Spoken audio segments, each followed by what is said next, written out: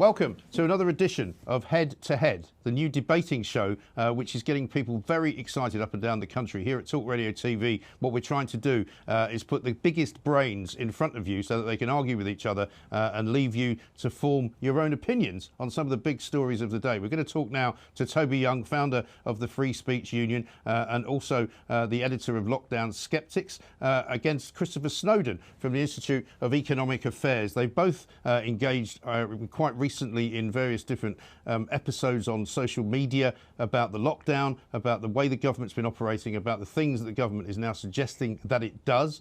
Let me say welcome to both of you. Thank you so much for joining us, guys. We're going to try and keep it as civil as possible, but if you feel like insulting each other, that's okay too. It's going out on YouTube, obviously, so there isn't too much censoriousness going on. But Christopher, let me set you up first with your opening statement. The question I suppose we're going to be trying to solve here is, has the government done the right thing? Is the government doing the right thing? Or has the government made a complete and utter hash of all of it? I think at the moment the government is doing broadly the right thing. I think its policy, its roadmap getting out of lockdown is a bit too slow, but we'll see about that. If we start following data, then it might come out of it a bit quicker. But in terms of should it introduce the lockdown in the first place, I think it absolutely had no choice. Now, this is a fairly serious disease. It kills about 1 in 100 people who get it. It hospitalizes about 3 in 100 people who get it. It has a very pernicious habit of, well, one of the most dangerous things about it is it has a very long incubation period. And that means it can spread very, very rapidly because people simply don't know they have it until it's too late. They don't know if their local area is infested with it until it's too late. The other big problem with it is it has a capability to totally overwhelm healthcare systems. It requires people who are hospitalized most of the time to go into intensive care, and there's no health system in the world has enough ICU beds. So we had a situation in December. We started off with 15,000 cases. That then doubled in 2 weeks to 30,000 cases. It then doubled again in the next 2 weeks to 60,000 cases. And they're based on the tests. And we know the tests only pick up about half the cases. So by the end of December, we had over 100,000 infections a day. We could not afford for that to double again to 1.5 million new infections per week and double again to 3 million new infections per week. We took it too far as it was. The effects of those 100,000 infections at the end of December was seen in a few weeks' time with over 1,000 deaths a day. We had over 1,000 deaths a day for several weeks. We should, in retrospect, probably have locked down sooner. We certainly couldn't afford not to lock down because the only way to deal with this virus, other than through vaccination, is to restrict human contact, human interaction. You don't have to use lockdowns to do that. You can hope that people might voluntarily lock themselves at home. But the reality is, unfortunately, at the national level in the UK, the only thing that has ever got infections down has been very severe restrictions, lockdowns, in other words. And as a result of the lockdown, we've seen infection rate fall by about 85%. Things are looking a great deal better now, but we could have had a humanitarian disaster over the course of this winter. And I'm very glad that we've avoided that, particularly since we had the vaccines. It would have been insane, I think, having gone through everything we've gone through over the course of the last year, to suddenly say, just as we got the vaccination program started, to hell with it. Let's risk 200,000 people dying or more from this virus in the space of a few months over winter. Okay, Christopher Snowden there setting out his stall for why lockdown was necessary. Toby Young, let's hear from you. Thanks, Mike. So I want to first of all explain, give you some sense of the harms that are being done by lockdowns. Then I want to discuss whether those harms were really necessary. Have the lockdowns actually prevented more harm than they've caused? And finally, I just wanted to outline an alternative to the lockdowns, which isn't let it rip, but something closer to focused protection, as described in the Great Barrington Declaration. So first of all, quickly, just canter through the harms. So the UK's gross domestic product contracted by 9.9% last year. It looks like unemployment is going to increase to 2.6 million, partly as a consequence this year. That's according to HM Treasury. According to Ernst & Young, Britain's deficit for 2020 is estimated to be 420 million. So be in no doubt that this has caused catastrophic economic harm. That was the greatest contraction the British economy has suffered since 1709, the time of the Great Frost. And these aren't just going to harm profit margins. The economic impact is going to harm people too. A professor of risk management at Bristol University called Philip Thomas carried out some research. He estimates that the economic damage done by the lockdowns is going to cost every British citizen on average 4 months of life. It's going to foreshorten their lives on average by 4 months per person. If you multiply that by 67 million, that's the equivalent of 560,000 lives lost as a result of the lockdown policy. A paper in December for the think tank Civitas, written by Tim Knox and Jim McConnell, estimated that 20,000 people will die unnecessarily as a result of delayed cancer treatment and treatment for other diseases. We know about the education impact. Any of us who have children, I've got 4 children of school age, are aware just how harmful the closure of schools has been on their mental health. The IFS estimates that closing schools for roughly half a year will have such an adverse impact on the earnings of that generation that it'll cost the Treasury over 100 million in tax receipts. And then there's the moral, ethical and legal case against lockdowns. Lord Sumption, formerly of the Supreme Court, said in a lecture last year, quote, "It has been the most significant interference with personal freedom in the history of our country." Now, I don't think Chris would dispute any of those harms, but I think his argument is going to be that the lockdowns have prevented more harm than they've caused. And no doubt he will be relying on the modelling of Imperial College. They produced a paper, the modelling team led by Neil Ferguson, I think published on March 16th of last year, known as Report 9, in which they estimated that 500,000 Britons would die if the government did nothing. But I'd like to ask Chris, given how critical he's been of the modelling that the same modelling team at Imperial College have done recently to try and discourage the government from lifting the current restrictions. He's been very critical of that, so they've made some very unrealistic assumptions, and their estimate that 130,000 people will die in a third wave this summer if we lift the lockdown restrictions, he thinks is unrealistic. How can you be critical of those modelling predictions now, but accept their predictions from last March? And we have very good reason for thinking that those predictions last March made by Imperial College's modelling team were unduly alarmist. So a team at Uppsala University in Sweden applied the imperial model, the epidemiological model, to Sweden to project how many deaths in Sweden were likely to happen if the Swedish government didn't lock down. And they came up with a figure of 96,000 people. That was the number of people they estimated would die if Sweden didn't lock down. Turns out fewer than 13,000 people have actually died in Sweden, even though Sweden didn't lock down last year. So it looks as though the imperial modelers overestimated the impact of not locking down by 700%. There's numerous pieces of research have been done to show that lockdowns make no more difference when it comes to preventing COVID deaths than milder, more voluntary restrictions. So, for instance, a team at Stanford, led by John Ioannidis, published a paper in the European Journal of Clinical Investigation, published in January, peer-reviewed paper. They looked at lockdown restrictions in 10 countries last spring, and they concluded that in the 7 that had locked down quite severely, compared to the 3 that didn't, there was no evidence that the severity of those lockdowns had resulted in a lower rate of transmission. All right. Let me just stop you there, Toby, because you're running over more than twice what we thought you would do. So let me just give Chris the opportunity to answer, first of all, some of the things you've said, but also my first question, which will be to both of you, and you'll be able to make plenty of these points later on. There's no restriction on time as such. But let me ask you this question first, Chris, as well, in addition to what Toby just said. Prime Minister Boris Johnson this week set out his roadmap to recovery. It was obviously a lot more cautious than many businesses would have preferred it to be, but it was welcomed by those who still fear that the virus will kill more people before it disappears. Boris noted that as a result, infections and cases will rise, because he said basically whatever happens when you lift the lockdown, it will rise. What have you made so far of the plan?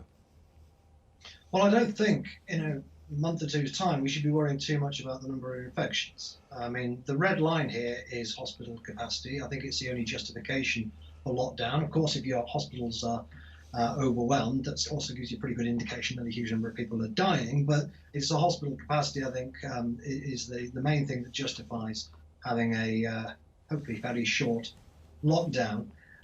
So I don't think we should worry about cases. The vaccines are as good as we hope they are. I do believe we should be using data, not dates. I think it's a shame that the government's picked a bunch of arbitrary dates 5 weeks apart and said over a very long period of time, this is our destination. I think we can quite feasibly reach that destination quicker. The main data I'd be looking for would be, of course, the number of cases. I would expect to get down to below 3,000 cases by the end of next month, hopefully. I would expect to get down below about 300 hospital admissions. We did that last year without any vaccine. So I don't think it's inconceivable. We can manage these kind of figures within 3 months of lockdown, and the deaths will be right down. But the main thing, perhaps, is actually just confirming that these vaccines on the first shot are as good as we think they are. The evidence so far suggests they are highly effective at preventing severe disease and hospitalizations, and therefore, of course, death. That's really all we need. I'm not too worried about the virus spreading. I would like to get the numbers down because one concern, of course, is the possibility of a mutation, but I don't think we can lock down society indefinitely on the basis of that. And to go to Toby's point, if I may, with regards to the models, yes, I think the model, both the model from Imperial and the model from Warwick, are based on unrealistic assumptions, one of which is that the vaccine is less effective than the evidence suggests. But that doesn't necessarily mean that the previous model from Imperial was unrealistic. In any case, I'm not basing what I'm saying here on some model. I'm not particularly interested in Neil Ferguson and his models. I'm just talking about the remorseless logic of exponential growth. We had cases doubling every 2 weeks. There was no reason to think that in the depths of winter, it was suddenly going to stop doubling every 2 weeks. So this isn't some complicated computer model. It's just mathematics. It's just biology. It's just germ theory. These diseases are going to keep spreading unless you have a very high number of people who are immune, and we don't have that. We didn't have that. Or if people stop interacting with each other so much. But the point about Christopher last May as well is that I found an interview that you did with me on Talk Radio at which you were complaining about the lockdown, saying that it was the worst invasion of our civil liberties since the Second World War. So I'll give you a chance to come back on that in a minute, but let me get Toby's reaction first of all to the lifting of the lockdown by Boris Johnson. What do you make of it, Toby? Well, I'm disappointed that Boris appears to have transformed himself into a very elderly tortoise. Matt Hancock, when he was hailing the arrival of the vaccines in an interview with The Spectator earlier this year, used the phrase, "cry freedom." Well, if this is freedom, I'm a monkey's uncle. Like Chris, I think that the roadmap is far too slow, but perhaps for slightly different reasons, although I share Chris's confidence in the protections that are going to be provided by the vaccines. But my reason is that I don't think there's any compelling evidence, even if you set aside the models, I don't think there's any compelling evidence if you look at what's actually happened in different countries and compare those that have lockdown with those that haven't, or regions within countries that have and haven't. There's just very, very little evidence that lockdowns are effective at reducing transmission. I'll give just one example here, though I can give many more, which is if you look at the data on worldometers, the number of deaths per capita in those 11 US states that didn't impose a lockdown, no stay-at-home orders issued, no closure of non-essential businesses, in those 11 states that didn't do those things last winter and haven't done them since, there are actually fewer COVID deaths per capita than in the 39 US states, plus the District of Columbia, that have imposed winter lockdown. So that to me suggests that if you take one country and you look at those areas that have locked down and those areas that haven't, same experiment, natural experiment has been done in Denmark, same conclusion. There doesn't seem to be any signal in that noise. But just to go back to what Chris said, he said basic germ theory suggests that in the absence of locking down, both in March of last year and more recently in January, infections would have just kept on doubling, with catastrophic consequences for the NHS. Well, I just don't think there's any good reason to believe that. So Chris Whitty said in evidence he gave to the Health Committee in the House of Commons last year that the R rate was actually falling when the lockdown was imposed on the 24th of March last year. And if you look at peak deaths, they occurred last year in the UK, I think on April the 8th. It takes roughly 3 weeks from the moment of infection to someone dying from this disease. If you go back 3 weeks, that takes you back to March 19th, 5 days before the lockdown was imposed. More recently, The data from the Zoe app, overseen by Tim Spector at KCL, is that infections peaked in the UK around December 31st, January 1st.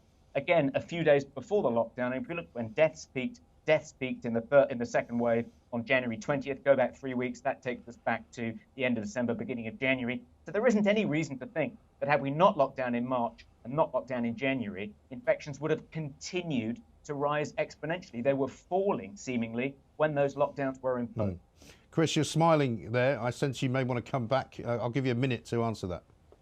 Well, I said you didn't need to have lockdowns. What you need to have is a reduction in human interaction. And if you look at Google mobility statistics, you can see that mobility, it did drop after Christmas in the UK. Let's remember, after Christmas in the UK, the whole of London, large parts of the southeast, were in Tier 4. Tier 4 is locked down. We're all in Tier 4 now, actually, as a matter of legal fact. So if the lockdown skeptics' argument is, you don't need to have lockdown, you just need to have Tier 4 for a large part of the country, and Tier 3 everywhere else, and every pub in the country closed, every restaurant, everything. This seems to be an argument about almost nothing. It's a difference almost about a distinction. So yes, once we closed all the pubs and once we told everybody to stay home, possibly if you look at the data in a certain way, that the peak happened 2 or 3 days before the lockdown. But if the argument is the lockdowns don't work, it's just a coincidence that these rates, which are doubling at an incredible speed, suddenly decide to go down and drop 85% in the middle of a pandemic, in the middle of winter. This is really anti-scientific stuff. The idea that locking people down isn't going to reduce the spread of a virus. How can it not? How can it scientifically not reduce the spread of the virus? If we're all staying at home, not seeing anybody, how is the virus spreading? Through 5G. Well, I would suggest to you, Chris, and I may find that Toby would agree with me, that it's not necessarily a question necessarily, is it, of whether the lockdown actually works. It's whether or not what the lockdown damage collaterally is worth doing. Because that really is the question, I think. And my second question, Toby, I want you to answer this first, is that you've been targeted, amongst many other journalists, by people like Neil O'Brien MP, who is, of course, Matt Hancock's house elf, as we like to call him, as if you're some kind of dangerous individual, despite the fact that all you're doing is asking questions of whether the lockdown was worth doing. And I think that's an important distinction. You're not a COVID denier. You're not a lockdown denier, which is the most ridiculous phrase I think I've ever heard. But why do you think they're so afraid of you asking these questions? That's a good question, Mike. I mean, I've been shocked by the involvement of Neil O'Brien in effectively trying to silence critics of the government's lockdown policy. He's, until very recently, he was a member of the government. And I think it's pretty sinister when someone who until recently was a member of the government, I think he's currently a vice chairman of the Conservative Party, he's thought to be a coming man within the party. He's an influential figure. For someone so powerful, with such political clout, to engage in such vituperative, unpleasant personal criticism, not just of me, but of Professor Carl Hennigan, Professor Sunetra Gupta, Julia Hartley-Brewer of your own parish. It just doesn't seem like a grown-up, mature way to conduct a debate. There really hasn't been. I'm really grateful to you, Mike, and to Talk Radio for allowing me and Chris to have a robust, grown-up discussion about this. There's been very, very little. The only other one I can think of was the one between Dan Hodges and Peter Hitchens. Yeah. There really hasn't been a proper public debate about this policy. People have just taken it for granted, for the most part, that the government is right. The government has been completely uninhibited about using various sophisticated psychological techniques to persuade people that its way of managing this epidemic is the right way. I think that should be ruled out of court as well. Government shouldn't be able to engage in subliminal psychological brainwashing techniques in order to win the support of the public for their policies. And I think Neil O'Brien's very aggressive attempt to shut up anyone who has the temerity to criticize this policy is really sinister, really sinister. Yes, and I think Christopher would agree that surely debate is what is required. We can get back to your idea, Chris, of when you changed your mind or when you decided that the lockdown was worth doing, if you like, because it was the only way to stop the spread of the disease. But I would also say that you've used it yourself already in this conversation, that it's anti-scientific to criticise the government's policy. Well, I'm not sure the government's policy is entirely scientific. You know, they're using modelers, they're using social psychologists, they're using behavioural scientists. They're not using simply medical people to tell us what's wrong. No, I'm not saying that criticism of the government's policy is anti-scientific. I'm saying the claim that lockdowns do not reduce transmission of a disease that is spread person to person is unscientific. It's simply impossible to take this idea seriously. There are basically two ideas behind the lockdowns don't work theory. One is that it's basically just a coincidence. All around the world, bring in lockdown, suddenly cases fall like a stone, but it's just coincidence. It would have happened anyway because it's a change in the season, something like that. Well, that's just ridiculous. I don't think we need to waste too much time on that. The other is that people will naturally change their behaviour when they see the hospitals filling up. Now, there is a bit more credibility to that because rates have fallen in Sweden since the start of the year somewhat. Without a lockdown, people have changed their behaviour voluntarily, partially voluntarily. There have been some rules. But the contradiction in the lockdown skeptics' argument there is that you can't claim that people would have locked themselves down anyway because they're sensible and they're responsible for their own health and other people. And they essentially would have behaved in exactly the same way as they did with the lockdown if there hadn't been a lockdown. You can't make that claim and then blame the lockdown for all the social and economic harm. If you believe that had the pubs been open last month, no one would have gone to them, then you can't blame the lockdown for the damage to the hospitality industry. Now, I think if the pubs had been open last month, people would have gone to them. Yeah. Not least people who read the lockdown skeptic. But also, Christopher, had people gone to the pubs, Christopher, they wouldn't necessarily have caught the virus because there's very little evidence to suggest that anyone in the hospitality business has been spreading the virus. I think it's 3 to 4% of cases. The one place we know you get coronavirus is in a hospital.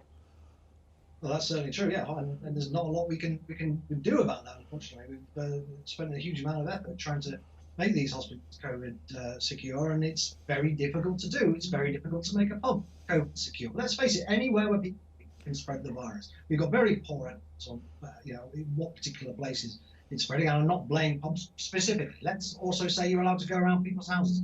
Do the lockdown skeptics think no one would have done that? Everyone has gone, oh no, it's getting a bit bad now. Hospitals are filling up. We'll all stay at home. Well, if you do believe that, you can't blame the lockdowns for the economic and the social damage. You're saying that people behaved exactly the same anyway. So what's the debate about? Well, I think the debate is about degree, isn't it, Toby?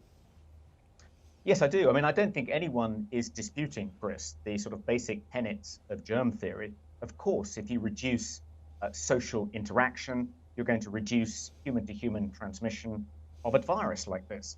The question is, are the lockdowns the most effective way of doing that? And do the harm they cause, is it justified by the amount of deaths from COVID they prevent?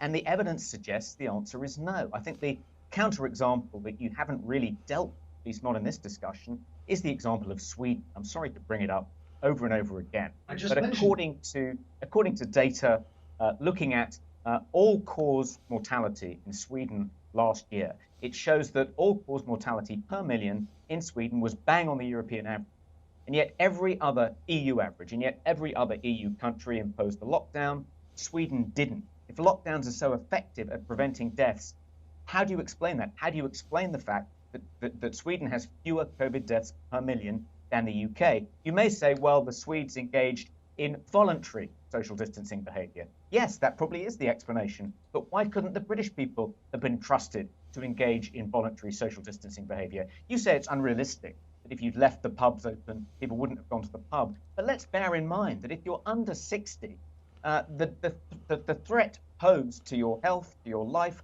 from this disease is not particularly great. According to figures from NHS England, only 388 people died in English hospitals from COVID-19 who were under 60 and had no underlying health conditions last year. 388. That's roughly a quarter of the people who died in road traffic accidents in 2019, according to the Department of Transport.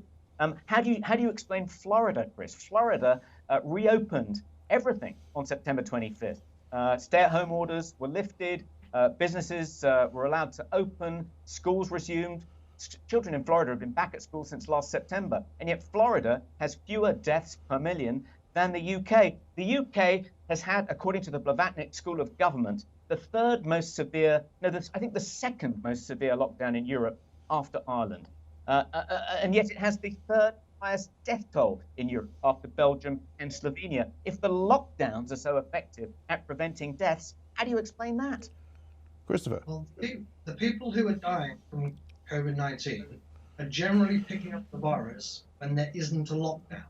Whenever we relax the lockdown, without fail, rates have gone up. Slowly at first in July and August, then a bit more rapidly in September and October. That was a case-demic, if you remember it. Then we had a lockdown which reduced the cases. Wales, by the way, had a lockdown 2 weeks earlier. Their cases fell 2 weeks earlier. Almost a perfect natural experiment showing the lockdowns work. And then in December, they rose back. What lesson are we supposed to take from Florida and Sweden? If they're such great success stories, and as everyone knows, Sweden's had a huge number of deaths compared to the rest of Scandinavia, and Florida had a massive outbreak around Christmas time. But what should we have done in December that Florida was doing? We should have had more human interaction. We should encourage people to go out more and meet each other. It doesn't make any sense. We have had lockdowns which have reduced the number of deaths. When we don't have lockdowns, we have more deaths. How on earth can not having lockdowns at all reduce the deaths? These are just basically different places. And at any one point in time over the last year, people have been able to point to certain places and say, oh, that place isn't doing so bad, and they haven't got so big restrictions. Well, I don't know much about what Florida's been doing. I would imagine that Florida in January is a bit more congenial to people sitting outside and not spending a lot of time in unventilated indoor places, which is how the virus transmits. I know that in Sweden, people take government advice much more seriously than they do in Britain, and it hasn't just been advice. And what should we have done that Sweden's been doing? We tried the rule of 6. We tried table service in pubs. Sweden had a rule of 8, it's now gone down to 4. They banned alcohol sales after 8 p.m. There are plenty of restrictions. They've just introduced last month a pandemic law closing various places down. But the bottom line is, we tried the Swedish approach. Every time we tried the Swedish approach, we saw rates going through the roof. You can't But that's not strictly true, though, Christopher, is it? That's not strictly true because, for example, when the pubs were opened in July, and we did a show from a pub on July the 4th, the first day we could, right here in London Bridge, there was no significant increase in the number of cases. There was no increase in infection, and it didn't happen really until universities started to go back and kids started to go back to school, and then suddenly September was a place where the rate started to go up. So it's not true to say that by lessening the lockdown, actually that was a difference. It was very gradual increase in July and August, but if you look at the figures, you can just see them starting to tick up. You're right, it really started taking off in September, October, and it got much worse in December. As you would expect from a disease that is spread indoors, when it's cold outside, then people not outside as much. It's clearly different in Florida when it's 20 degrees in January than Britain where it's -2. Well, let me come to the next question, Toby, and you can answer, Christopher, with your answer to this, because you're often accused as a lockdown skeptic of not offering an alternative, right? My view is simply that, you know, there's all sorts of different types of lockdowns. I mean, we've never really had a lockdown in this country because there have been thousands of people flying into the country every single day. We've had loads of people on the roads. I mean, I've been working all the way through. I've never seen the roads in London so busy as I saw them in the early part of the summer, you know, because people weren't using public transport. People are back on the tubes. People, you know, there's loads of people out and about doing stuff. So it's not as if we've really ever had a proper lockdown, Toby. No, and that may be why the lockdowns that we've imposed in the UK haven't prevented from having the third highest COVID death toll in Europe. As you say, Mike, if you're not going to shut key workers in that home, that means something like 10.5 million people continuing to go to work every day. If you're not going to prevent people going to supermarkets, and I think it would be extremely unrealistic, draconian to try and do that, you're effectively funneling people into small areas where they are probably more likely to pass on the virus to each other than in normal times, given the number of people being funneled. Why do rates go down during lockdowns? Sorry, I thought there was a no interruption rule, Chris, or I would have interrupted you about 30 times so far. You could get away with 1 or 2. Go on. So I didn't hear. Let me just address Chris's points. he said that nowhere, I think he said in no country have lockdowns been lifted without an immediate uptick in infection with resulting hospitalizations and deaths. Well, that isn't true in Florida. Florida lifted its lockdown on September 25th, hasn't reimposed one since. Yes, it had a winter surge, but no worse than in California, which has imposed a very draconian winter lockdown. And it's just as sunny as Florida. So I don't think you can point to Florida's sunshine as the explanation for why Florida hasn't suffered an above average number of deaths per million compared to other US states. But it isn't just Florida, Chris. 11 US states didn't impose a winter lockdown. And as I said earlier, the number of COVID deaths per capita in those 11 US states that didn't impose a winter lockdown is actually lower than in those 39 that did. So it's simply not true to say that whenever a country lifts a lockdown, it automatically fares worse than those countries which impose prudent lockdowns. And Mike, you asked, well, what's the alternative to imposing a lockdown if you want to prevent transmissions and prevent the NHS being overwhelmed? Well, that was set out in the Great Barrington Declaration, authored by Professor Shinekra Gupta, Jay Bhattacharya, Michael Kuldal, professor at Harvard, and they recommend a policy of focused protection. And this was initially policy of the UK government and seemingly in keeping with the recommendations of the pandemic preparedness strategy, which the government initially followed, but then abandoned seemingly in a panic in the middle of March. The focused protection strategy is to acknowledge that this virus does not pose a great threat to those under the age of 60 with no underlying health conditions. So there's no need to quarantine them, cause all the catastrophic damage that quarantining ordinary people with at no risk for this disease does. The people to protect are those with underlying health conditions and the over 60s. And we could have produced a ring of steel to protect those people. And in fact, what the UK government has effectively done is to render the most vulnerable people more susceptible to this disease than the less vulnerable. If you look at what's happened in care homes, for instance, the different UK government's track record of protecting people in care homes is pitiful.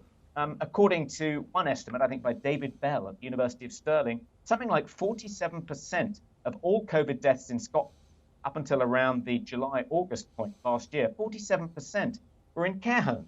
I think a paper presented to SAGE last October found that of those patients in hospital with COVID-19, up to 4 in 10 have been infected in hospital. And so we've been doing a very poor job of protecting the most vulnerable. That's what we should have done. We should have gone for a laser-like policy of focused protection, providing a ring of steel around those most vulnerable to this disease, but leaving the rest of the population who aren't vulnerable to it, not in any serious way, no more vulnerable than they are to seasonal influenza, to just be sensible. Yeah, I think there's some truth. Let me just stop you there, Toby, because we're going to run out of time. Christopher, just before you answer that, I think Toby makes the point, does he not, that an awful lot of the things that you mentioned, some of the various different sort of tiered behaviours, like the 10 p.m. curfew, which the government basically admitted was made up on the spot. You know, the fact that they decided a rule of 6 was entirely and utterly arbitrary. You know, the only argument they had in cabinet about it was whether it should be 6 or 8. You know, and you can't tell me that that is in any way scientific, really. Well, it's largely arbitrary. The principle behind the rule of 6 is reasonably sensible. Sweden, similar guidance, 8 people now dropped to 4 people in restaurants. I mean, on this focus protection thing, you know, we're in the process of vaccinating the vulnerable at the moment, and it's going on because there are a hell of a lot of them, about 15 million at least, and they don't all live alone. They can't all stay at home. They live with other people, so they're going to have to be shielding as well for a very, very long time.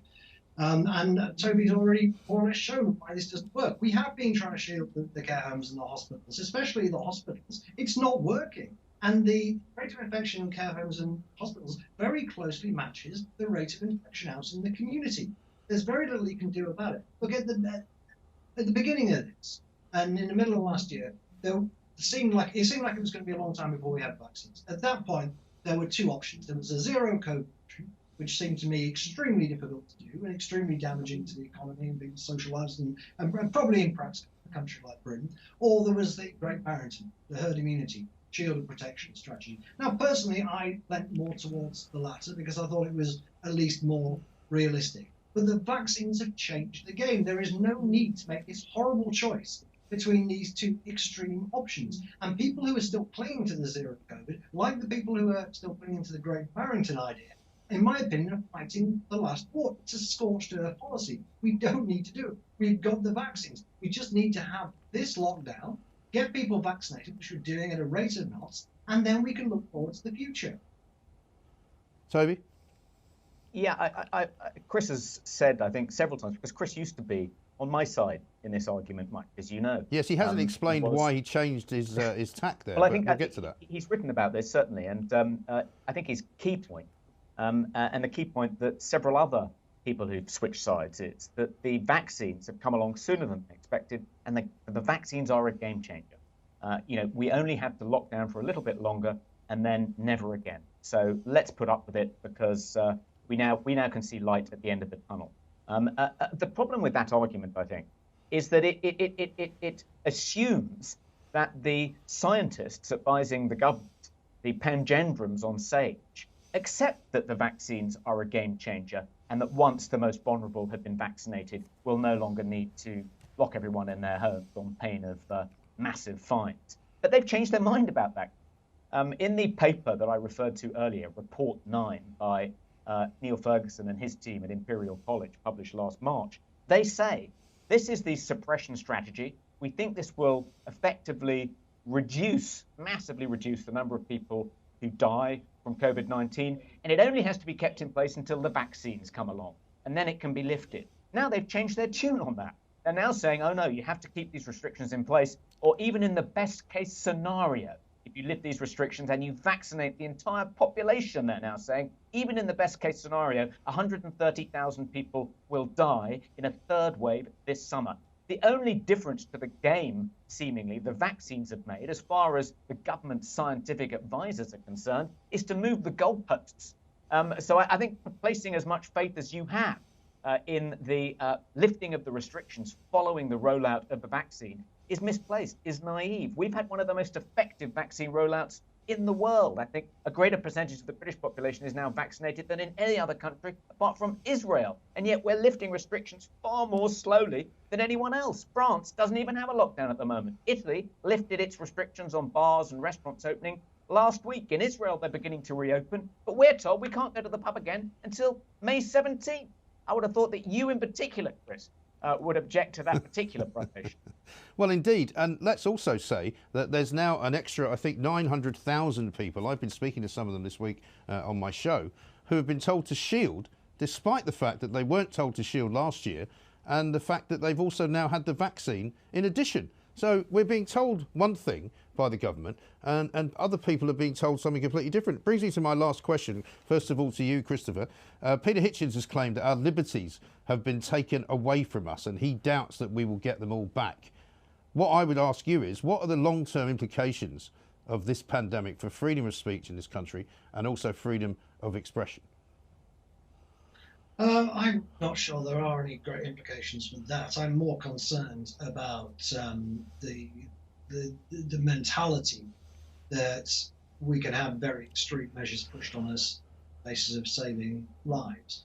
As I've hopefully made clear, I think that this has been an emergency, and since the vaccines have given us an end game, it was worth having this lockdown at least.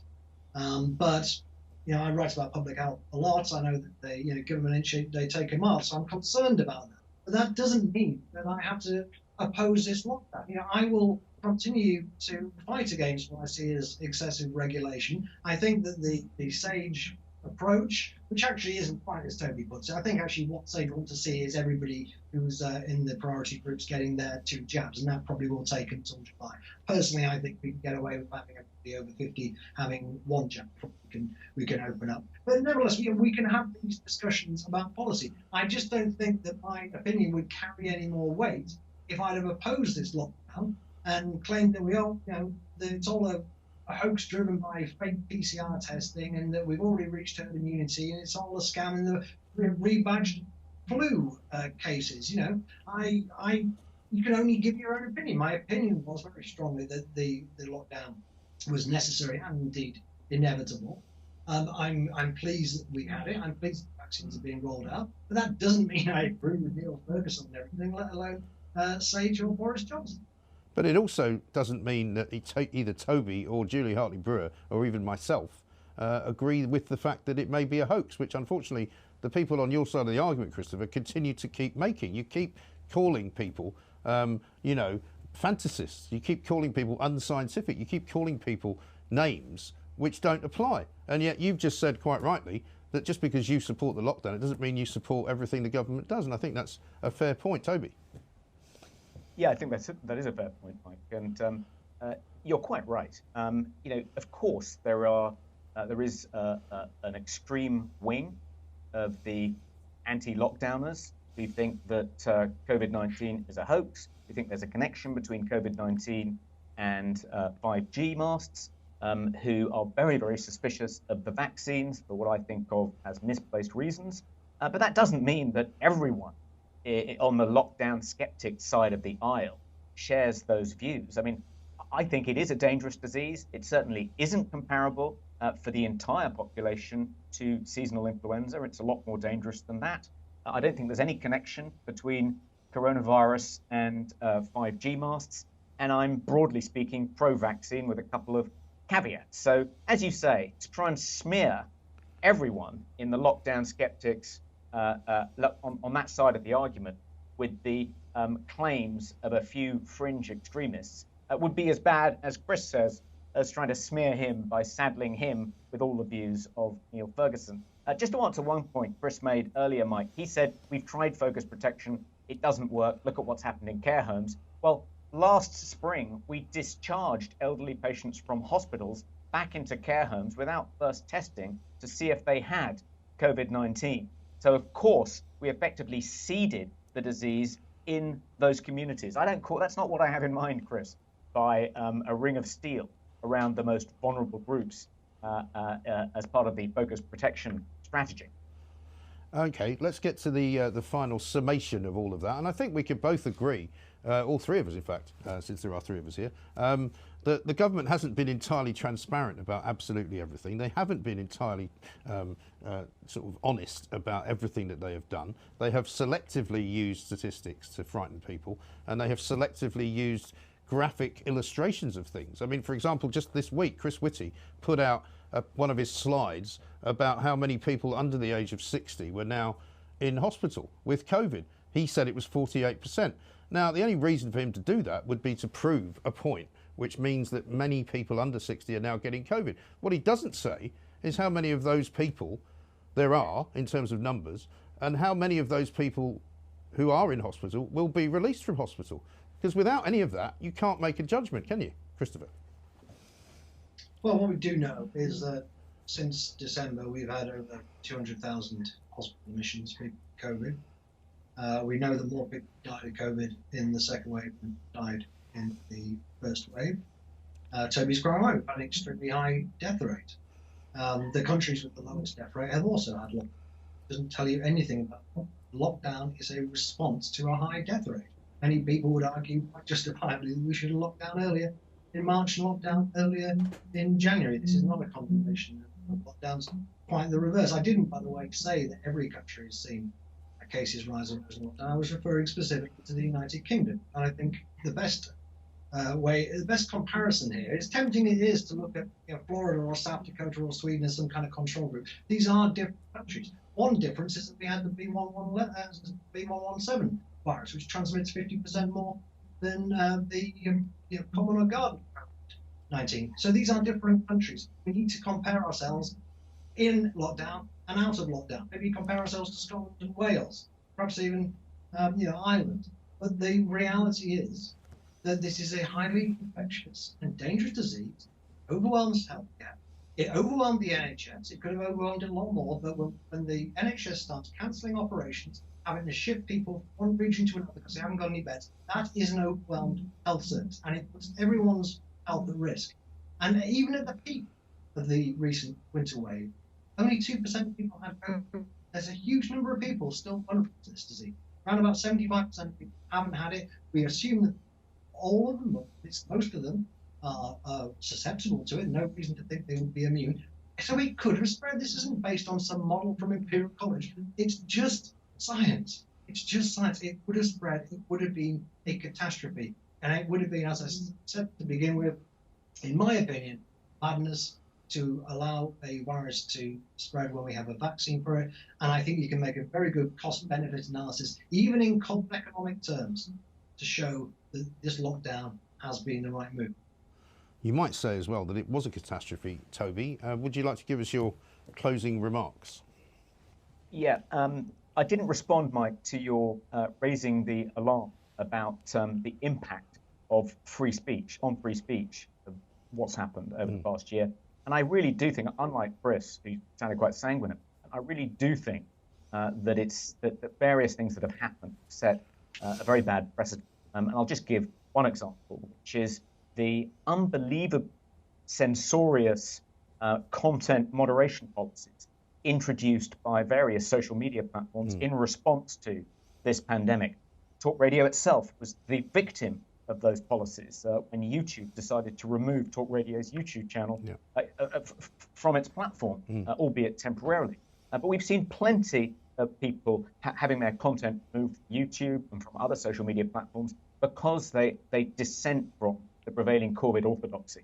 COVID orthodoxy. It's as though a small group of people have decided what the truth is. They say this is the science, even though there are plenty of scientists who dissent. And anyone who takes a different view is then not allowed to set out their case in the public square by these enormous multi-billionaire social media companies.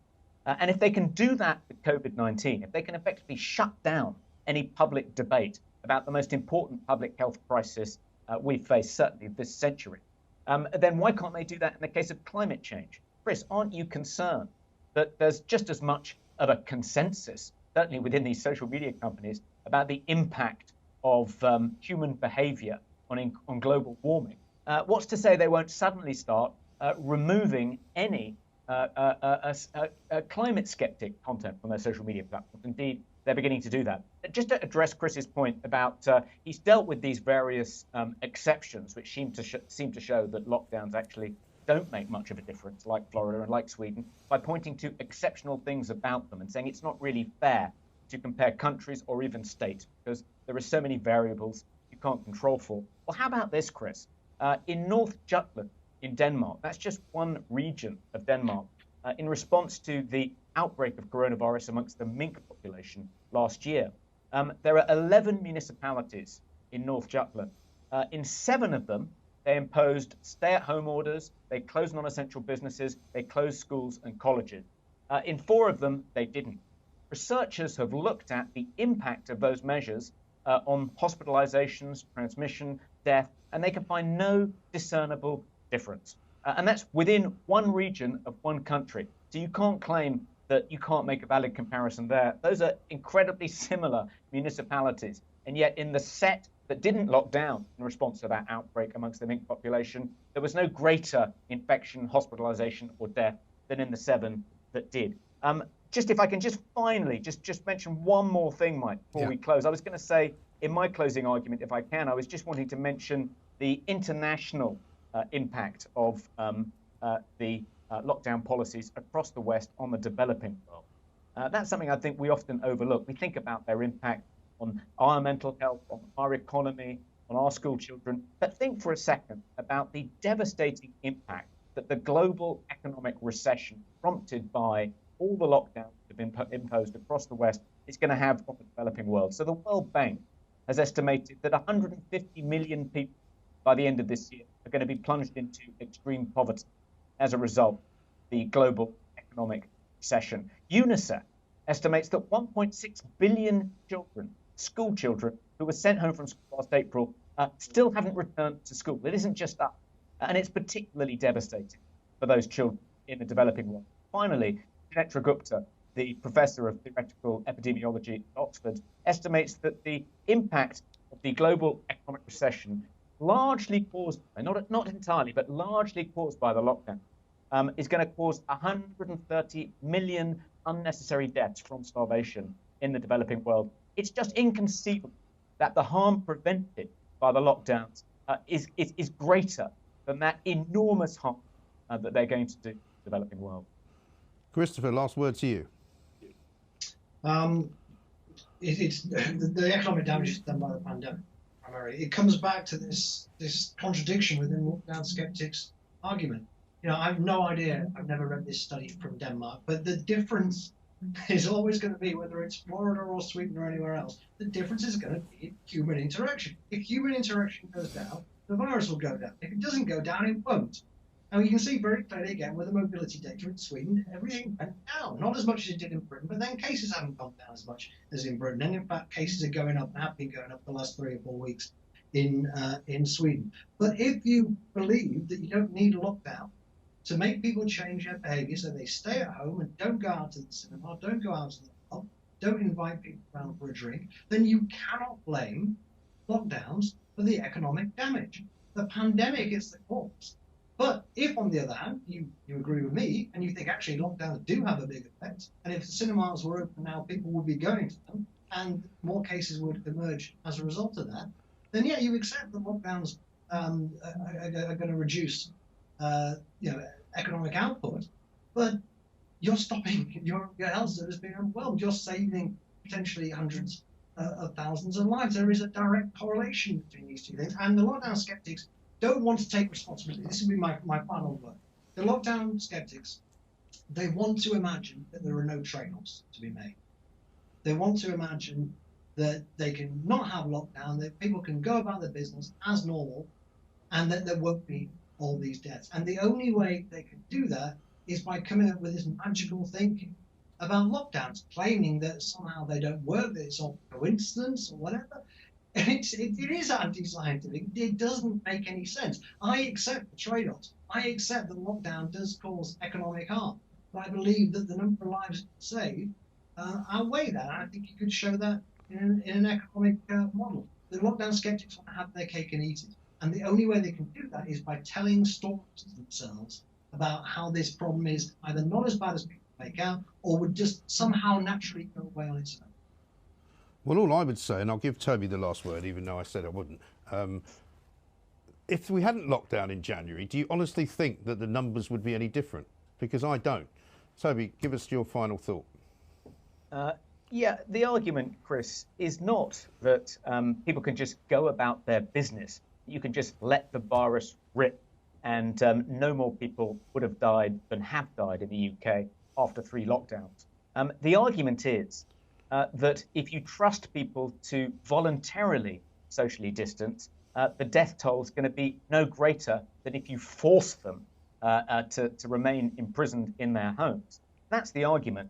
And the evidence is that appears to be the case in Florida, that appears to be the case in Sweden and elsewhere. Now, your other argument there was that if people do engage in this voluntary social distancing, that'll have as catastrophic an impact on the economy than the lockdowns have had. I don't think that's true. If you look at the contraction in Sweden's GDP last year, it was 2.9%. So its COVID death toll is lower than ours per capita, and yet its economy shrunk by 2.9% because the government trusted citizens to behave sensibly instead of imposing these draconian lockdown measures. And that compares to the British economy shrinking by 9.9%. So I don't think you can claim that the economic harm that I'm attributing to the lockdown would have happened anyway. It hasn't happened anyway in Sweden. It just looks all round as though Sweden's policy of trusting its citizens to behave sensibly was a far more effective way of controlling this particular virus without causing far greater harm than you're preventing. Well, gentlemen, I think that's been a fascinating debate. It's a shame it has to come to an end, really, because, I mean, you never thought you'd be discussing this still a year on. And I'll ask you one more time, Christopher, why did you change your mind? I didn't change my mind. This is a misconception. I wrote an article before the first lockdown, back in March last year, saying libertarians can support lockdown for the same reason I've been giving here. There is a negative externality issue. It's what Peter Hitchens doesn't seem to understand for some reason. That I don't mind. It's not the same as people drinking themselves to death. If I go out with the virus and spread it to other people, and this includes people under the age of 60, you give it to other people. It goes up the age range and it kills other people. So there is a perfectly standard, based on normal liberal philosophies, perfectly standard justification for government coercion when it comes to infectious diseases. I supported the first lockdown for that reason. I support this lockdown for that reason. I didn't support the second one because I didn't think the evidence was there. Christopher Snowden, Toby Young, thank you very much indeed. We'll see you next time.